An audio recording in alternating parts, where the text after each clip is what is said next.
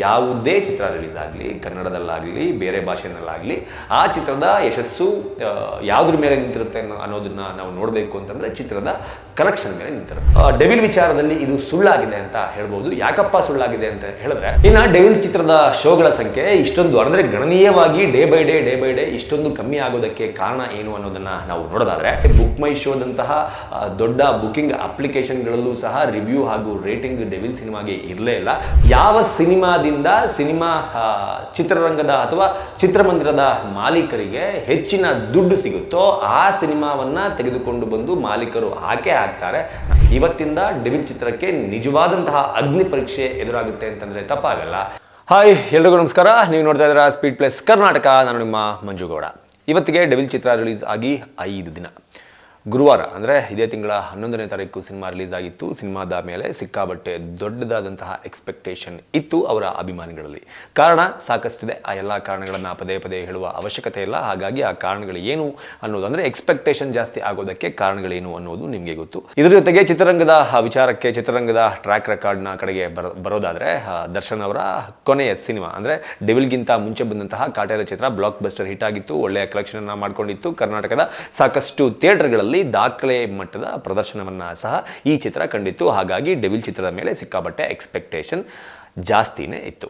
So devil ಚಿತ್ರ release ಆದಾಗಲ್ಲ, ಯಾವುದೇ ಚಿತ್ರ release ಆಗಲಿ, ಕನ್ನಡದಲ್ಲಾಗಲಿ ಬೇರೆ ಭಾಷೆಯಲ್ಲಾಗಲಿ, ಆ ಚಿತ್ರದ ಯಶಸ್ಸು ಯಾವುದ್ರ ಮೇಲೆ ನಿಂತಿರುತ್ತೆ ಅನ್ನೋದನ್ನ ನಾವು ನೋಡಬೇಕು ಅಂತಂದರೆ ಚಿತ್ರದ ಕಲೆಕ್ಷನ್ ಮೇಲೆ ನಿಂತಿರುತ್ತೆ.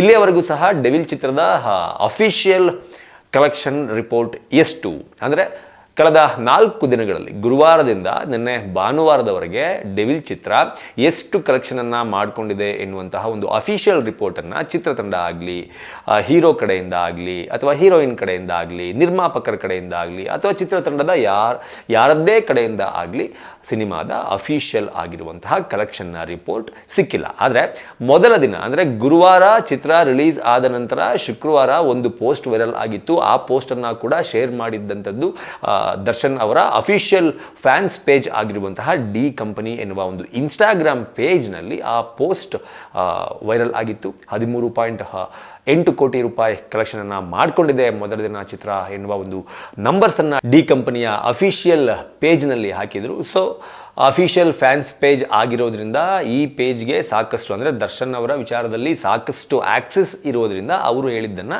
ಎಲ್ಲರೂ ಕೂಡ ನಿಜ ಅಂತ ನಂಬ್ಕೊಂಡಿದ್ರು. ಆದರೆ ಆ ಪೋಸ್ಟ್ ಅಪ್ಲೋಡ್ ಆದ ಸ್ವಲ್ಪ ಹೊತ್ತಿನಲ್ಲೇ ಡಿಲೀಟ್ ಕೂಡ ಆಯಿತು. ಆದರೆ ಡಿಲೀಟ್ ಆಗೋದಕ್ಕೆ ಕಾರಣ ಏನು ಅನ್ನೋದು ನಮಗೆ ಇನ್ನೂ ಗೊತ್ತಿಲ್ಲ. ಸೊ ಆ ಒಂದು ವಿಚಾರದಲ್ಲಿ ಯೋಚನೆ ಮಾಡೋದಾದರೆ, ದರ್ಶನ್ ಅವರ ಅಭಿಮಾನಿ ಪೇಜ್ ಆಗಿರುವಂಥ ಅಫಿಷಿಯಲ್ ಫ್ಯಾನ್ಸ್ ಪೇಜ್ ಆಗಿರುವಂಥ ಡಿ ಕಂಪನಿಯವರು ಹಾಕಿದ್ದನ್ನು ನಾವು ನಿಜ ಅಂತ ನಂಬಬಹುದು. 13.8 CR ಕಲೆಕ್ಷನ್. ಅದಾದ ನಂತರ 2ನೇ ದಿನ, 3ನೇ ದಿನ, 4ನೇ ದಿನ ಭಾನುವಾರದವರೆಗೂ ಎಷ್ಟು ಕಲೆಕ್ಷನ್ ಆಯಿತು ಎನ್ನುವ ರಿಪೋರ್ಟನ್ನು ಇದುವರೆಗೂ ಸಹ ಯಾರೂ ಕೊಟ್ಟಿಲ್ಲ. ಎಕ್ಸೆಪ್ಟ್ ಸ್ಯಾಕ್ನಿಲ್ಕ್ ಎನ್ನುವ ಒಂದು ಇಂಡಸ್ಟ್ರಿ ಟ್ರ್ಯಾಕರ್ ಏನಿದೆ, ಈ ಟ್ರ್ಯಾಕರ್ ವೆಬ್ಸೈಟ್ ಕೊಡುವಂತಹ ಒಂದಷ್ಟು ಅಫಿಷಿಯಲ್ ಆದಂತಹ ಮಾಹಿತಿಗಳನ್ನು ಬಿಟ್ಟರೆ ಚಿತ್ರತಂಡದ ಕಡೆಯಿಂದ ಯಾವುದೇ ರೀತಿಯಾದಂತಹ ಮಾಹಿತಿ ಸಿಕ್ಕಿಲ್ಲ. ಮೊದಲ ದಿನ ಡಿ ಕಂಪನಿ ಫ್ಯಾನ್ಸ್ ಪೇಜ್ ಹೇಳುವಂತೆ 13.8 ಕೋಟಿ ಅಂದರೆ 13+ ಕೋಟಿ ಕಲೆಕ್ಷನನ್ನು ಮೊದಲ ದಿನ ಅಂದರೆ ಗುರುವಾರ ಚಿತ್ರ ಮಾಡಿಕೊಂಡಿತ್ತು. ಇನ್ನು ಶುಕ್ರವಾರ ಅಂದರೆ ಡಿಸೆಂಬರ್ 12ನೇ ತಾರೀಕು 3.4 ಕೋಟಿ ಕಲೆಕ್ಷನನ್ನು ಚಿತ್ರ ಮಾಡಿಕೊಂಡಿದೆ. ಇನ್ನು ಶನಿವಾರ ವೀಕೆಂಡ್ನಲ್ಲಿ ಸಿಕ್ಕಾಪಟ್ಟೆ ಕಲೆಕ್ಷನ್ ಜಾಸ್ತಿ ಆಗುತ್ತೆ, ಗಣನೀಯ ಮಟ್ಟದಲ್ಲಿ ಜಾಸ್ತಿ ಆಗುತ್ತೆ ಅಂತ ಎಲ್ಲರೂ ಕೂಡ ಅಂದ್ಕೊಂಡಿದ್ರು. ಆದರೆ ಅದು ಕೂಡ ಸುಳ್ಳಾಯಿತು. 3.80 ಕೋಟಿ ರೂಪಾಯಿ ಕಲೆಕ್ಷನನ್ನು ಶನಿವಾರ ಮಾಡಿಕೊಳ್ತು. ಇನ್ನು ಭಾನುವಾರ ಕೂಡ ರಜಾ ದಿನ ಇರೋದ್ರಿಂದ, ದರ್ಶನ್ ಅವರ ಚಿತ್ರಗಳಿಗೆ ಒಂದು ಕ್ರೇಜ್ ಇರೋದ್ರಿಂದ ಭಾನುವಾರ ಕೂಡ ಒಂದೊಳ್ಳೆ ಕಲೆಕ್ಷನ್ ಆಗುತ್ತೆ ಅಂತ ಎಲ್ಲ ಕೂಡ ನಿರೀಕ್ಷೆ ಮಾಡ್ಕೊಂಡಿದ್ರು. ಆದರೆ ನಿನ್ನೆ ಭಾನುವಾರ ಕೂಡ ಸ್ಯಾಕ್ನಿಲ್ಕ್ನ ಪ್ರಕಾರ 4ರಿಂದ 5 ಕೋಟಿ ರೂಪಾಯಿ ಕಲೆಕ್ಷನ್ ಆಗಿದೆ. ಇಲ್ಲಿಯವರೆಗೂ ಚಿತ್ರದ ಗ್ರಾಸ್ ಕಲೆಕ್ಷನ್ 20ರಿಂದ 22 ಕೋಟಿ ರೂಪಾಯಿ ಆಗಿರಬಹುದು ಅಂತ ಸ್ಯಾಕ್ನಿಲ್ಕ್ ಅಂದಾಜು ಮಾಡಿದೆ ಅಂತ ಹೇಳಬಹುದು. ಅಂದರೆ ಒಂದು ಸಿನಿಮಾ ಅಂದರೆ ಸೂಪರ್ ಸ್ಟಾರ್ ಅಭಿನಯ ಮಾಡಿದಂತಹ ಒಂದು ಸಿನಿಮಾ ಕಲೆಕ್ಷನ್ ವಿಚಾರದಲ್ಲಿ ದಿನದಿಂದ ದಿನಕ್ಕೆ, ಅಂದರೆ ಮೊದಲ 3 ದಿನಗಳ ಗಳಿಕೆಯಲ್ಲಿ ಏರಿಕೆಯನ್ನು ಕಾಣಬೇಕು. ಮೊದಲ ದಿನ ಆಬ್ವಿಯಸ್ಲಿ ಕ್ರೇಜ್ ಇರುತ್ತೆ, ಸಿಕ್ಕಾಬಟ್ಟೆ ಫ್ಯಾನ್ಸ್ ಬರ್ತಾರೆ, ಜನ ಬರ್ತಾರೆ, ಕಲೆಕ್ಷನ್ ಅಂದರೆ ಶೋಗಳ ಸಂಖ್ಯೆ ಕೂಡ ಜಾಸ್ತಿ ಇರುತ್ತೆ, ಕಲೆಕ್ಷನ್ ನೆಕ್ಸ್ಟ್ ಲೆವೆಲ್ಗೆ ಆಗೇ ಆಗುತ್ತೆ. ಅದಾದ ನಂತರ ವೀಕೆಂಡ್ಸ್ ಬರುತ್ತೆ. ಶನಿವಾರ ಭಾನುವಾರ ಬಂದಾಗ ಕೂಡ ಮೊದಲ ದಿನ ಇದ್ದಂತಹ ಕ್ರೇಜೇ ಇರುತ್ತೆ. ಯಾಕೆ ಅಂತಂದರೆ ರಜಾ ದಿನಗಳಾಗಿರೋದ್ರಿಂದ ಸಿನಿಮಾದ ಕಲೆಕ್ಷನ್ ಜಾಸ್ತಿ ಆಗುತ್ತೆ ಅಂತ ಎಲ್ಲರ ಎಕ್ಸ್ಪೆಕ್ಟೇಷನ್ ಇರುತ್ತೆ. ಅದೇ ಕಾರಣಕ್ಕೇನೆ ಚಿತ್ರಗಳು ಶುಕ್ರವಾರನೇ ರಿಲೀಸ್ ಆಗೋದು. ಯಾಕೆ ಅಂತಂದರೆ ಈ ವೀಕೆಂಡ್ಗಳನ್ನು ಗಮನದಲ್ಲಿ ಇಟ್ಕೊಂಡು. ಸೊ ಡೆವಿಲ್ ವಿಚಾರದಲ್ಲಿ ಇದು ಸುಳ್ಳಾಗಿದೆ ಅಂತ ಹೇಳ್ಬೋದು. ಯಾಕಪ್ಪ ಸುಳ್ಳಾಗಿದೆ ಅಂತ ಹೇಳಿದ್ರೆ, ನಾನೊಂದಷ್ಟು ಶೋಗಳ ಲೆಕ್ಕವನ್ನು ಕೊಟ್ಬಿಡ್ತೀನಿ. ಅಂದರೆ ಬೆಂಗಳೂರಿನಲ್ಲಿ ನಡೆದಂತಹ ಶೋಗಳ ಲೆಕ್ಕವನ್ನು ಕೊಟ್ಬಿಡ್ತೀನಿ. ಯಾಕೆಂತಂದರೆ ಬೆಂಗಳೂರು ಕನ್ನಡ ಇಂಡಸ್ಟ್ರಿಗೆ ಬೆಂಗಳೂರಿನಲ್ಲಿ ಆಗುವಂತಹ ಕಲೆಕ್ಷನ್ ಮೇಜರ್ ಕಲೆಕ್ಷನ್ ಆಗಿರುತ್ತೆ. ಮೊದಲ ದಿನ ಬೆಂಗಳೂರು ಒಂದರಲ್ಲೇನೆ 939 ಶೋಗಳನ್ನು ರನ್ ಮಾಡಲಾಗಿತ್ತು. ಎರಡನೇ ದಿನ ಬೆಂಗಳೂರಿನಲ್ಲಿ 546 ಶೋಗಳು ರನ್ ಆಯಿತು. ಅಂದರೆ ಮೊದಲ ದಿನಕ್ಕೂ ಹಾಗೂ ಎರಡನೇ ದಿನಕ್ಕೂ ಮೈನಸ್ ಆದಂತಹ ಶೋಗಳ ಸಂಖ್ಯೆಯನ್ನು ನಾವು ನೋಡೋದಾದರೆ 393 ಶೋಗಳ ಸಂಖ್ಯೆ ಮೈನಸ್ ಆಗಿತ್ತು. ಇನ್ನು ಮೂರನೇ ದಿನ 501 ಶೋಗಳನ್ನು ಕೊಡಲಾಗಿತ್ತು. ಮೂರನೇ ದಿನ ಅಂದರೆ ಎರಡನೇ ದಿನಕ್ಕೂ ಮೂರನೇ ದಿನಕ್ಕೂ ಮೈನಸ್ ಆದಂತಹ ಶೋಗಳ ಸಂಖ್ಯೆ 45. ಇನ್ನು ನಾಲ್ಕನೇ ದಿನ ಭಾನುವಾರ ಸಿಕ್ಕಾಬಟ್ಟೆ ಮತ್ತು ಶೋಗಳ ಸಂಖ್ಯೆ ಜಾಸ್ತಿ ಆಗಬಹುದು ಅಂತ ಎಲ್ಲರೂ ಕೂಡ ನಿರೀಕ್ಷೆ ಮಾಡಿದರು. ಆದರೆ ಭಾನುವಾರ ಶೋಗಳು ಬೆಂಗಳೂರಿನಲ್ಲಿ ಕಂಡಂತಹ ಶೋಗಳ ಸಂಖ್ಯೆ 498. ಅಂದರೆ ಮೂರನೇ ದಿನಕ್ಕೂ ನಾಲ್ಕನೇ ದಿನಕ್ಕೂ ಶೋಗಳ ಸಂಖ್ಯೆಯಲ್ಲಿ 12 ಶೋಗಳು ಮೈನಸ್ ಆಗಿತ್ತು.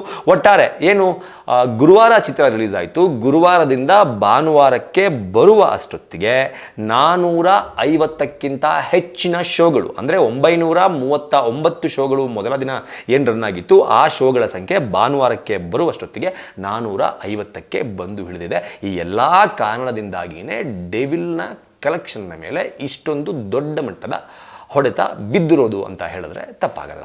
ಇನ್ನು ಡೆವಿಲ್ ಚಿತ್ರದ ಶೋಗಳ ಸಂಖ್ಯೆ ಇಷ್ಟೊಂದು ಅಂದರೆ ಗಣನೀಯವಾಗಿ ಡೇ ಬೈ ಡೇ ಇಷ್ಟೊಂದು ಕಮ್ಮಿ ಆಗೋದಕ್ಕೆ ಕಾರಣ ಏನು ಅನ್ನೋದನ್ನು ನಾವು ನೋಡೋದಾದರೆ, ಸಿನಿಮಾ ಮೊದಲನೇ ದಿನ ಅಂದ್ಕೊಂಡಂತೆ ನಾ ಹೇಳ್ದಂಗೆ ಆಗಲೇ ಅಂದ್ಕೊಂಡಂಗಿತ್ತು. ಅಂದರೆ ಚಿತ್ರತಂಡ ಏನು ಅಂದ್ಕೊಂಡಿತ್ತು ಅದೇ ರೀತಿಯ ಕಲೆಕ್ಷನನ್ನು ಚಿತ್ರ ಮಾಡ್ಕೊಂಡಿತ್ತು. ಆದರೆ ಎರಡನೇ ದಿನ ಅಖಂಡ 2 ಹಾಗೂ ತಮಿಳಿನ ಪಡೆಯಪ್ಪ ರಿಲೀಸ್ ಆಗಿತ್ತು. ಅಖಂಡ 2 ಹೊಸ ಚಿತ್ರ, ಬಾಲಯ್ಯ ಹೀರೋ.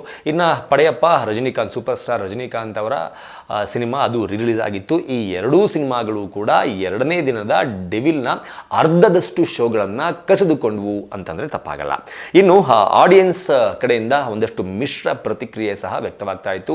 ಟ್ರೇಲರ್ ರಿಲೀಸ್ ಆದಾಗ ಒಂದಷ್ಟು ಆಡಿಯನ್ಸ್ ಆಗಿರ್ಬೋದು, ದರ್ಶನ್ ಅವರ ಅಭಿಮಾನಿಗಳಾಗಿರ್ಬೋದು ಬೂಸ್ಟ್ ಆಗಿದ್ರು. ಆದರೆ ಹಾಡುಗಳ ವಿಚಾರದಲ್ಲಿ ಸ್ವಲ್ಪ ಅವರಿಗೆ ಬೇಸರ ಇತ್ತು.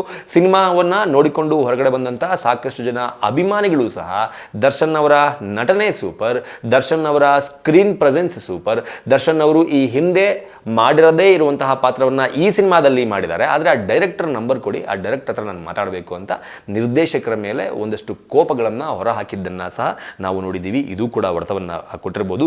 ಇನ್ನು ರಿವ್ಯೂಗಳು, ಡೆವಿಲ್ ವಿಚಾರದಲ್ಲಿ ರಿವ್ಯೂಗಳಿದೆಯಲ್ಲ, ಈ ರಿವ್ಯೂಗಳು ಸರಿಯಾದ ಸಮಯಕ್ಕೆ ಸರಿಯಾದ ರೀತಿಯಲ್ಲಿ ಬರಲಿಲ್ಲ. ಇದು ಕೂಡ ಶೋಗಳು ಕಮ್ಮಿ ಆಗೋದಕ್ಕೆ ಕಾರಣ ಆಗಿದೆ. ಅದರ ಜೊತೆಗೆ ಬುಕ್ ಮೈ ಶೋದಂತಹ ದೊಡ್ಡ ಬುಕಿಂಗ್ ಅಪ್ಲಿಕೇಶನ್ಗಳಲ್ಲೂ ಸಹ ರಿವ್ಯೂ ಹಾಗೂ ರೇಟಿಂಗ್ ಡೆವಿಲ್ ಸಿನಿಮಾಗೆ ಇರಲೇ ಇಲ್ಲ. ಕೋರ್ಟ್ ಆರ್ಡರ್ನ ಕೊಡುವ ಮೂಲಕ ಅದನ್ನು ರಿಮೂವ್ ಮಾಡಿಸಲಾಗಿತ್ತು. ಅದನ್ನು ಬುಕ್ ಮೈ ಶೋದವರು ಅಫಿಷಿಯಲ್ ಆಗಿ ಡೆವಿಲ್ ಚಿತ್ರದ ಕೆಳಗಡೆ ಹಾಕೊಂಡಿದ್ರು ಕೂಡ ಇದನ್ನೆಲ್ಲ ಗಮನಿಸಿದಂತಹ ಆಡಿಯನ್ಸು ಯಾಕೆ ಈ ಥರ ಆಗಿರ್ಬೋದು ಎನ್ನುವ ಅನುಮಾನದಲ್ಲೂ ಸಹ ಹೋಗಿರಲಿಕ್ಕಿಲ್ಲ. ಹಾಗಾಗೂ ಸಹ ಶೋಗಳು ಕಮ್ಮಿ ಆಗಿರಲಿಕ್ಕೆ ಸಾಧ್ಯ ಇದೆ. ಇನ್ನು ಕಡೆಯದಾಗಿ ನೋಡೋದಾದರೆ ಸಿನಿಮಾ ಕೂಡ ಏನಂತಾರೆ ಒಂದು ಬಿಸ್ನೆಸ್.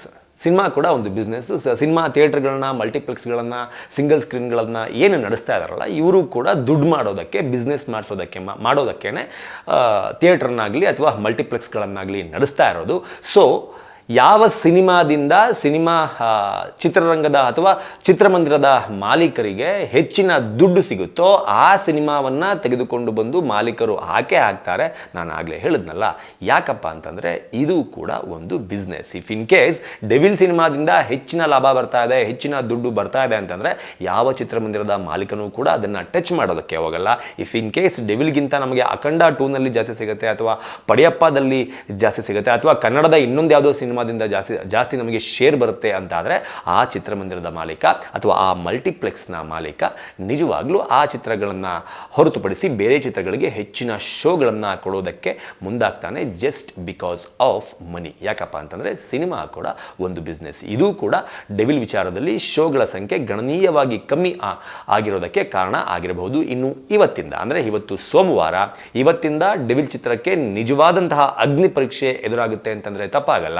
ಯಾಕಪ್ಪ ಅಂತಂದರೆ ಯಾವುದೇ ಚಿತ್ರ ರಿಲೀಸ್ ಆದರೂ ಮೊದಲ 3 ರಿಂದ 4 ದಿನಗಳ ಕಾಲ ಅವರ ಡೈ ಹಾರ್ಡ್ ಫ್ಯಾನ್ಸ್ ಒಂದಷ್ಟು ಜನ ಅಭಿಮಾನಿಗಳು, ಒಂದಷ್ಟು ಜನ ಕನ್ನಡ ಚಿತ್ರರಸಿಕರು ಸಿನಿಮಾಗಳನ್ನು ನೋಡ್ತಾರೆ. ಇನ್ನು ಸೋಮವಾರದಿಂದ ಎಲ್ಲರನ್ನೂ ಕೂಡ ಆಫೀಸಿಗೆ ಕಳಿಸಿದಂತಹ ಮಕ್ಕಳನ್ನು, ಪತಿಯನ್ನು ಆಫೀಸಿಗೆ ಕಳಿಸಿದಂತಹ ಹೆಣ್ಣು ಮಕ್ಕಳು ಅಂದರೆ ಫ್ಯಾಮಿಲಿ ಆಡಿಯನ್ಸ್ ಸೋಮವಾರದಿಂದ ಸಿನಿಮಾನ ನೋಡೋದಕ್ಕೆ ಸ್ಟಾರ್ಟ್ ಮಾಡೋದು ವಾಡಿಕೆ. ಸೊ ಇವತ್ತಿಂದ ಫ್ಯಾಮಿಲಿ ಆಡಿಯನ್ಸ್ ಡೆವಿಲ್ನ ಕೈಯನ್ನು ಯಾವ ರೀತಿ ಹಿಡಿತಾರೆ ಅನ್ನೋದನ್ನು ಕಾದು ನೋಡಬೇಕು. ಅದರ ಮೇಲೆ ಮುಂದಿನ ದಿನಗಳ ಕಲೆಕ್ಷನ್ ಡಿಪೆಂಡ್ ಆಗಿರುತ್ತೆ. ಅಂದರೆ ಮುಂದಿನ ವಾರದವರೆಗೂ ಡೆವಿಲ್ ಸಿನಿಮಾ ಎಷ್ಟು ಕಲೆಕ್ಷನ್ ಮಾಡಿಕೊಳ್ಳಬಹುದು ಅನ್ನೋದು ಡಿಪೆಂಡ್ ಆಗಿರುತ್ತೆ ಅನ್ನೋದನ್ನು ಹೇಳ್ತಾ, ಏನನ್ಸುತ್ತೆ ನಿಮಗೆ ಡೆವಿಲ್ ಶೋಗಳು ಇಷ್ಟೊಂದು ಗಣನೀಯವಾಗಿ ಕಮ್ಮಿ ಆಗಿದ್ದು ಹಾಗೂ ಕಲೆಕ್ಷನ್ ವಿಚಾರದಲ್ಲಿ ಡೆವಿಲ್ ಡೇ ಬೈ ಡೇ ಕಮ್ಮಿ ಆಗ್ತಾ ಇರೋದನ್ನು ನೋಡಿದಾಗ ನಿಮಗೆ ಏನನ್ಸುತ್ತೆ ಅನ್ನೋದನ್ನು ಕಮೆಂಟ್ ಬಾಕ್ಸ್ ಮೂಲಕ ತಿಳಿಸಿ ಅಂತ ಕೇಳ್ಕೊತಾ ಈ ವಿಡಿಯೋನ ಮುಗಿಸ್ತಾ ಇದ್ದೀನಿ.